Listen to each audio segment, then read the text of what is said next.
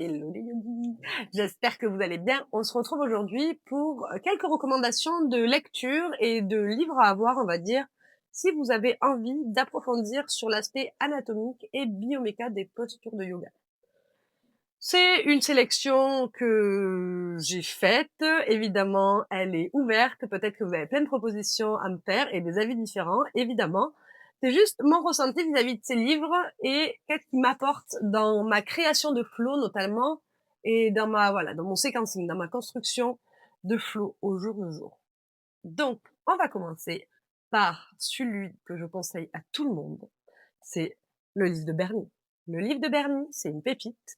Pour moi, que vous soyez professeur de yin, de vinyasa, de hatha, ce que vous voulez, il est vraiment intéressant à lire. Je dis pas qu'il est facile à lire parce que mine de rien, il y a quand même des choses assez compliquées au niveau, c'est assez scientifique, mais c'est aussi ce qui est intéressant parce que à chaque fois, il vient expliquer ses théories et son idée en venant chercher des études scientifiques qui le prouvent. Donc ça fait aussi du bien d'avoir quelque chose qui est backé par des études scientifiques.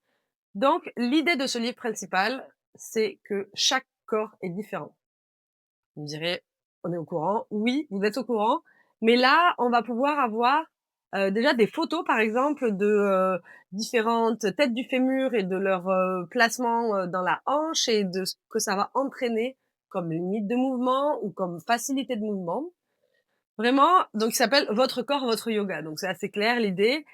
L'idée, c'est de pouvoir comprendre un petit peu cet alignement. Des fois, dans nos formations, on a des constructions sur l'alignement qui sont vraiment très bêtes et méchantes. C'est le genou ne dépasse pas la cheville, c'est il faut être sur cette même ligne. Il y a vraiment des fois des choses qui sont dites pour pouvoir généraliser, mais sur le long terme, ça ne nous sert pas parce que ça permet pas d'ouvrir notre esprit. En fait, c'est mon avis, évidemment, d'ouvrir notre esprit au reste, au fait que tout le monde est différent, que au niveau des corps, on a tous des choses qui font qu'on va pas pouvoir accéder à cette posture de cette manière, que cet alignement ne va pas nous correspondre. Donc là, vraiment, dans ce livre, vous allez trouver les différentes options, les pourquoi de ces options. Et on a quand même quelque chose d'assez intéressant aussi sur la notion de stress. Pas de stress mental et émotionnel, mais plutôt de stress sur les tissus de l'organisme et les bienfaits que ça peut leur apporter. Je vous en dis pas plus. En tout cas, Bernie Clark est votre ami. N'hésitez pas. C'est pas des livres qui sont donnés, mais moi je les achète beaucoup sur Vinted et c'est vrai que c'est une bonne option pour compléter sa bibliothèque sans se ruiner. On continue avec un livre qui m'aide surtout à venir un petit peu mieux comprendre certaines postures. Je suis une personne assez visuelle et ce livre, visuellement, il est très agréable à regarder déjà. Il va pouvoir mettre en lumière un petit peu qu'est-ce qui s'engage, qu'est-ce qui s'étire et qu'est-ce qui s'engage et s'étire en même temps dans le corps, dans chaque posture. Je vous montre un exemple. Ici, on a dos rond, dos creux, Shavash. Et ça va nous montrer clairement, par exemple, les muscles pectoraux stabilisent les épaules, mais ils sont aussi un petit peu en étirement. Voilà, on a des petites indications comme ça. En parallèle, il parle aussi un petit peu de la respiration. Mais voilà, là, c'est vraiment un côté anatomique. Ça permet peut-être d'ajouter une vision, une lecture supplémentaire de chaque posture. Voilà. Donc, la science du yoga, comprendre les postures pour optimiser leurs bienfaits. Celui-là, je l'adore juste parce que visuellement, il est facile, on peut l'attraper rapidement pour trouver une posture, c'est intéressant. Dans la même vibe, mais un peu plus complet à mon goût, moins agréable à lire, mais plus complet, donc voilà, on fait comme on peut. C'est Yoga, Anatomie et Mouvement de Leslie Kaminoff. Ici, il va y avoir une lecture un petit peu plus bioméca qu'anatomie. Vous voyez, les dessins sont un petit peu moins clairs au niveau des muscles, en tout cas, je trouve. Par contre, à chaque fois, on a quel mouvement articulaire ça amène, quels sont les éléments actifs, les éléments étirés, mais aussi la respiration. Et ça rajoute toute une partie sur les obstacles et les observations. Qu'est-ce qu'il faut venir chercher, qu'est-ce qu'on peut modifier, ajuster. Moi, je le trouve assez intéressant. Évidemment, il n'y a pas toutes les postures, mais il y en a déjà un bon paquet. Voilà, celui-là, je trouve qu'il est assez cool et il me semble qu'il était pas si cher par rapport à certains. Enfin, c'est une version pas forcément récente. Si on continue vraiment purement anatomie, on a 2 livres ici de la même collection qui sont esthétiquement aussi très agréables. Ceci dit, celui-ci sur les postures, je le trouve pas forcément utile. Il rejoint un petit peu les autres, il y a toujours cette idée de, hop, il y a toujours cette idée de muscles étirés, muscles engagés, cela, mais il apporte pas d'informations supplémentaires, vu que j'ai les 2 autres en tout cas. Très agréable à lire, ceci dit. Il y a des petites informations supplémentaires sur, par exemple, la mécanique de l'étirement, la physiologie de l'étirement. Ça, c'est intéressant. Par contre, celui sur les muscles, c'est le tome 1. Je le trouve super parce que alors, je le trouve super parce que je m'intéresse beaucoup à l'anatomie et que je trouve ça intéressant d'avoir un point muscle par muscle. Ce qui est pas forcément le cas pour tout le monde et qui est pas forcément intégrable dans nos flots, c'est-à-dire que je vais pas, bombarder d'informations mes élèves sur, alors là, il y a le supraépineux qui est en train de non, pas forcément nécessaire, mais en compréhension personnelle, je trouve ça cool. Donc par exemple, à chaque fois, on va pouvoir, voir le muscle, ses insertions, mais aussi les muscles antagonistes et synergiques. Donc ça, c'est cool et on le voit en action dans chaque posture.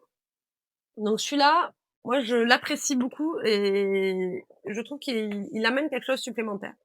On va aussi savoir, par exemple, si tel muscle est faible, qu'est-ce que ça va entraîner sur quel type de posture? Si tel muscle est trop raide, qu'est-ce que ça va entraîner sur quel type de posture? En fait, ça complète Bernie Clark dans l'idée de qu'est-ce qui bloque? C'est une tension, c'est une compression, c'est un muscle faible, c'est un muscle, trop raide. Voilà, je trouve que ça vient compléter en tout cas, ma lecture, des corps. Voilà, c'est ça, je cherchais mon mot. On continue, là, on va être un petit peu plus sur quelque chose qui est vraiment dirigé pour les professeurs de yoga, qui est tourné sur l'enseignement, donc un petit peu moins tourné à natte et bioméca. C'est les livres de Mark Steffen, donc j'en ai 2. Il me semble qu'il y a 3 tomes. Il y a les techniques et les bases et ensuite il y en a un sur le séquençage. Celui sur le séquençage, je n'accroche pas du tout. C'est très personnel, mais je trouve pas qu'il m'apporte des informations intéressantes. Il propose quelques séquences préfaites. À chaque fois, ils vont venir sur une posture et donner la contre-posture, les postures préparatoires. Mais ça, si on a une bonne connaissance déjà de base de comment fonctionne le corps, on le comprend assez vite naturellement. Donc, moi, je vous conseillerais pas le tome 2. Ceci dit, le tome 1 est assez intéressant. Pas très facile à lire car les phrases sont un petit peu mal tournées, je pense que c'est la traduction qui aide peut-être pas. Des fois, c'est des points un petit peu éloignés, ça revient à quelque chose, c'est un peu fastidieux à lire. Par contre, il y a des points clés, notamment sur, le placement de la voix, les ajustements, sur, la notion de, créer un espace dans sa salle. Donc au-delà de juste, le côté postural, il y a tout le côté encadrement de cours, enseignement en fait. Voilà. Celui-là, je le trouve sympa. On le trouve aussi sur Vinted, plus en anglais qu'en français, ceci dit. Il peut être dans un coin de votre bibliothèque et disponible à lire. Et pour finir, il y en a un que j'ai et que je n'utilise jamais, parce que je ne trouve pas d'utilité, donc je voulais vous le présenter aussi, et que vous me donniez votre avis éventuellement. C'est celui-ci, Yoga, l'encyclopédie, de, je sais pas si je vais bien le prononcer, André Van Lisbeth, je ne sais pas comment on dit ça. Alors celui-là, c'est très hatha, donc un petit peu plus éloigné de ce que je propose au niveau postural. Mais c'est surtout qu'en fait, il va présenter chaque asana avec les instructions pour y rentrer. Et bon, ben moi aujourd'hui, ça ne me sert pas plus que ça. J'y trouve pas un énorme intérêt. Voilà, ça va être un petit peu des variations peut-être d'asana, enfin, des contre-indications. Bon, voilà. Chacun son truc. En tout cas, voilà, moi celui-là, pas terrible. En tout cas, c'était ma petite sélection. Vous avez de quoi faire si c'est quelque chose qui vous intéresse. Je vous mettrai toutes les références dans la description. Je serais aussi très intéressée que vous me parliez de certains livres qui vous intéressent. Évidemment, pour comprendre tout ce fonctionnement du corps, on n'est pas obligé de rester sur des livres, tournés vers le yoga. J'ai aussi quelques petits ouvrages, qui vont être, par exemple, bah, alors celui-là, de Gasquet quand même, c'est pas yoga, mais si, il y a quand même du yoga dedans, sur le périnée. Il y a plein de petits ouvrages qu'on peut avoir en parallèle. Mais là, je voulais vous faire quelque chose de ciblé, sur le yoga. Donc j'espère que vous avez eu des références qui vous ont peut-être attiré, peut-être que vous en avez déjà d'ailleurs. Je vous laisse me dire ça en commentaire et si ça vous a plu, n'hésitez pas à me le dire, je pourrais refaire ce type de vidéo avec, un autre thème éventuellement. Merci pour ce moment, on se retrouve bientôt et je vous souhaite une belle journée les yogis.